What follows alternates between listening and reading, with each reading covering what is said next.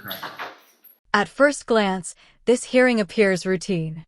However, beneath the calm tone lies a case built on multiple prior convictions. Each acknowledgement, every yes, ma'am, carries significant legal weight and contributes to the overall assessment of the defendant. Good morning. Are you Stephanie Martin? Yes, ma'am. Give me just a second, please. Will your client waive the formal reading of the indictment in each case? The decision to waive the formal reading of charges may seem minor, but it is a meaningful procedural step.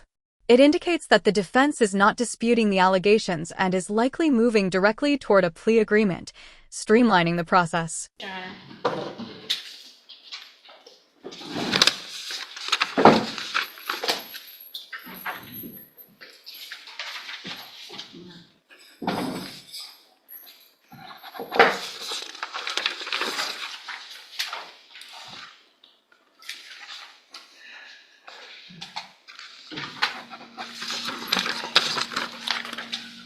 All right, Ms. Martin, and cause number 20. Let's see, where am I start? Which one's being dismissed? It's ending in 247. And cause number 24, DCCR 0248. You're charged with the state jail felony offense of possession of a controlled substance from October 1st. The record being presented reflects more than a single incident. It reveals a pattern of behavior extending over time. In court, such patterns are highly influential, not only in evaluating the case, but also in determining the appropriate sentence. 2023. The indictment alleges that you were previously convicted of possession of a controlled substance August 24th of 2015. And then after that was final, you were convicted of possession of a controlled substance April 11th of 2016, and also convicted of fraudulent use of identifying information on April 11th of 2016. And how do you plead to that charge? Guilty. And are those priors offenses true? Yes, ma'am.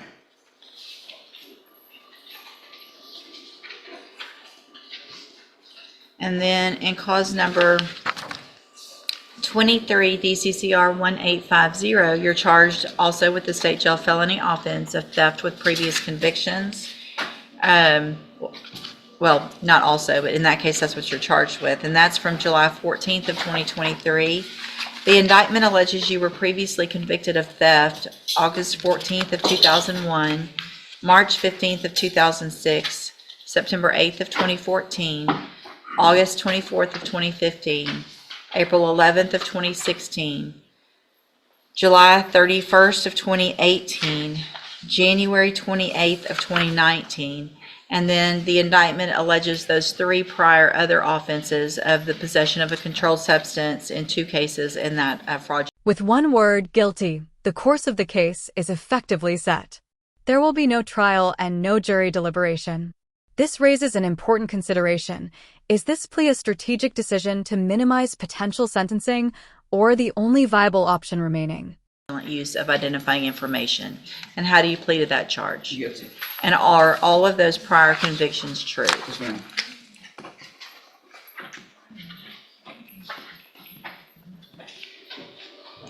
In cause number 250376, you're charged with the state jail felony offense of theft of property with previous convictions.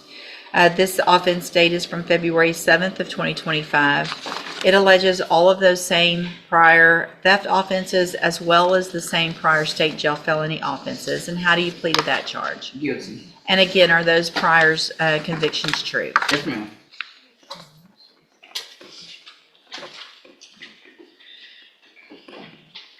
And then finally, in cause number 250375, you're charged with the state jail felony offense of theft with previous theft convictions, and this is from February 18th of 2025.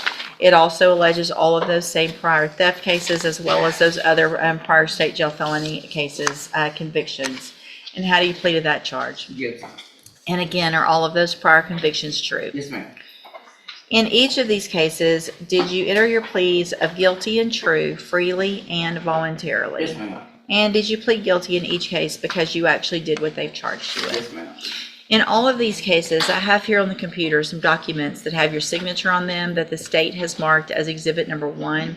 Before you signed these, did you go over them with Ms. Holmes? Yes, ma'am. Do you fully understand them? Yes, ma'am. And do you understand, if I follow the agreements that you've made with the district attorney, that you will be waiving or giving up any right to appeal? This moment is critical. By accepting the plea agreement, the defendant is waiving the right to appeal or challenge the outcome in higher courts. The decision becomes final. This is the fundamental trade-off, certainty in sentencing in exchange for relinquishing future legal options. Yes, ma'am. Also, do you understand, if you're not a U.S. citizen, that a plea of guilty or no contest may result in your deportation, exclusion from admission to the country, or denial of naturalization under federal law? Yes, ma'am. State tenders number 1 in each case. No objection. It's admitted in each case. Is there any evidence that Ms. Martin is not competent? No, Your Honor. All right, Ms. Martin, in each of your cases, I'm going to find that you entered your pleas of guilty freely and voluntarily, find that you're mentally competent and you understand the nature and the consequences of those pleas. In cause number 250375, find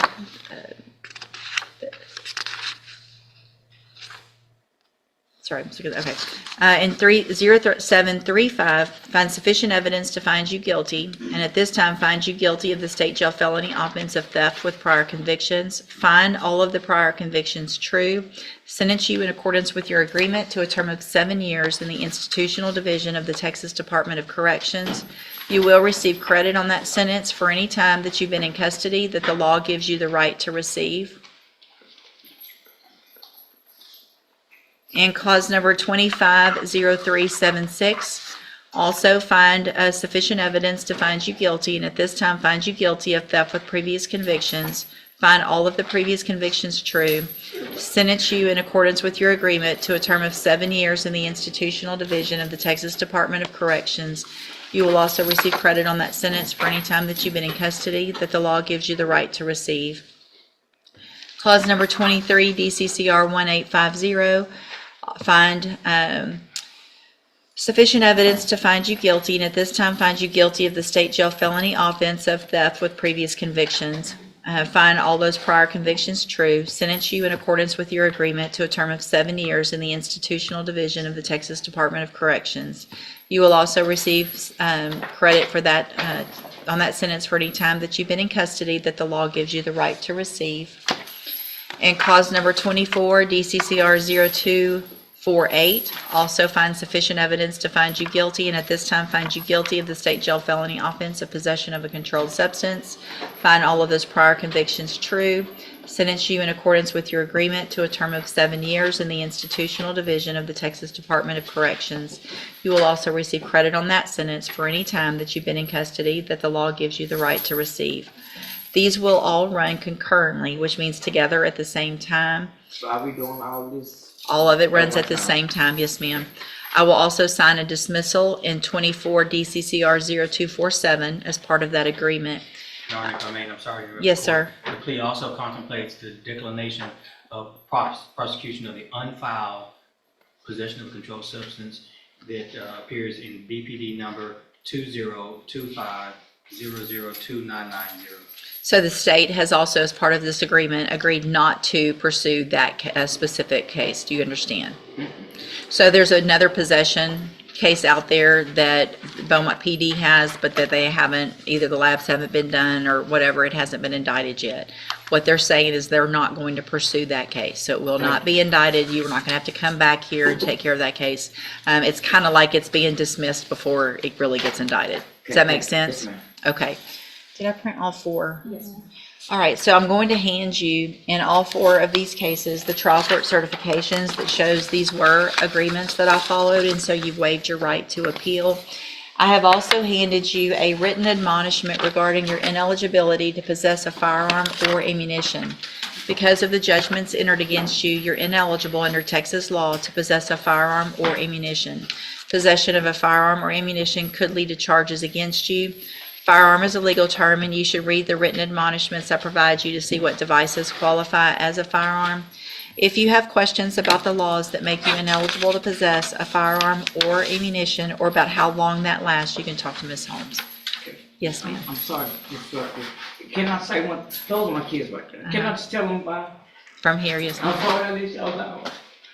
And I will say y'all like, come on, okay? You good. I love you, man. I love you. So, Ms. St. Clair, the thing to do is to take advantage of any opportunity you have while you're in custody so that when you do get out, you can be a part of their lives, okay? Yes, ma'am. All right. See y'all in 2.5. I love you. For state